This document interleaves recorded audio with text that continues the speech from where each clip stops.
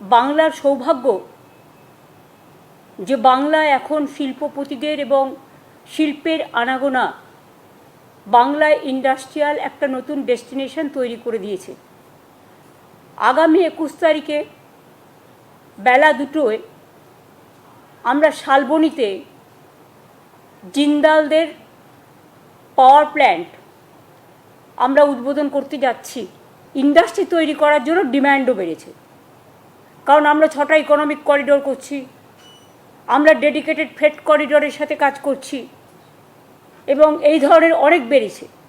দেউচা পাঁচুমি কোল plant হয়ে গেলে 100 বছরের কোনো সমস্যা বাংলায় থাকবে না এবং ওগুলো হয়ে গেলে বরঞ্চ বাংলায় পাওয়ারের দাম কমে যাবে যখন ওটা তৈরি হয়ে যাবে। যত পাওয়ার প্ল্যান্ট হবে তত পাওয়ারের দামটা ব্যালেন্স হবে এবং মানুষের ব্যবহারের জন্য এটা সুবিধে হবে।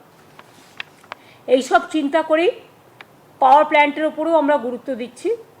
শালবনীতে মনে রাখবেন, ভবিষ্যতের ডিম্যান্ড যাতে তাল রাখতে পারি আমরা, তার জন্য ইতিমধ্যে অনেকগুলো পাওয়ার প্ল্যান্ট করা হচ্ছে, কিন্তু পাওয়ার প্রজেক্টের শালবনীতেই হচ্ছে 800 মেগাওয়াট করে 2টি পাওয়ার প্ল্যান্ট, অর্থাৎ 1600 মেগাওয়াট।